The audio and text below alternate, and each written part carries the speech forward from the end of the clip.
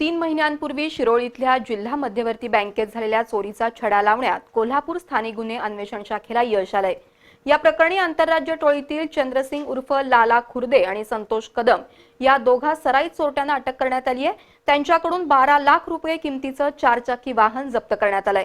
चोरट्यांच्या या टोळीनं कर्नाटक राज्यातील बदामी इथल्या बँकेवर दरोडा टाकून सुमारे 4.5 कोटी रुपयांवर डल्ला मारल्याची कबुली दिल्याचं पोलीस अधीक्षक डॉक्टर अभिनव देशमुख यांनी पत्रकारांशी बोलताना सांगितलं।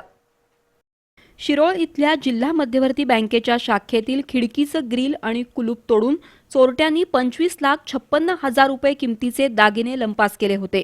1 जानेवारी 2019 रोजी चोरीची ही घटना उघडकीस आली होती। शिरोळ इथल्या बँकेतील कपाटं चोरट्यांनी गॅस कटरच्या सहाय्यानं फोडली होती। तपासादरम्यान पोलिसांना एक ऑक्सिजन सिलेंडर टेंभुर्णी परिसरात मिळून आलं। हे सिलेंडर टेंभुर्णी इथल्या सागर गॅस एजन्सीमधील असल्याचं उघड झालंय। त्या आधारे स्थानिक गुन्हे अन्वेषणच्या पोलिसांनी बुलढाणा जिल्ह्यातील नायगाव इथल्या चंद्रसिंग उर्फ लाला खुर्दे आणि सोलापूर जिल्ह्यातील घाटणे इथल्या संतोष कदम या दोघा सराईत चोरट्यांना अटक केली। त्यांनी शिरोळ इथल्या बँकेतील चोरीची कबुली दिली, मात्र त्यांचे उत्तर प्रदेशमधील साथीदार गुड्डू, लंबू आणि मामू फरारी झालेत। अटक केलेल्या चोरट्यांनी चोरलेल्या सोन्याची विल्हेवाट मुंबई इथं लावून 12 लाख रुपये किमतीचं 4 चाकी वाहन खरेदी केलं, ते जप्त करण्यात आलंय अशी माहिती पोलीस अधीक्षक डॉक्टर अभिनव देशमुख यांनी पत्रकार परिषदेत दिली।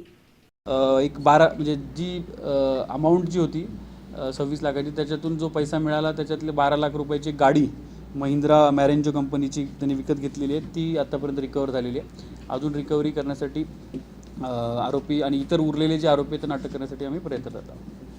या चोरट्यांच्या टोळीनं 10 जानेवारी रोजी कर्नाटक राज्यातील बदामी इथल्या वीरा पुलकेशी सहकारी बँकेवर दरोडा टाकून सुमारे 4.5 कोटी रुपये लंपास केल्याची कबुली दिली आहे, असंही देशमुख यांनी सांगितलं। या चोरट्यांना कर्नाटक पोलिसांच्या ताब्यात देण्यात येणार असल्याचंही त्यांनी सांगितलं।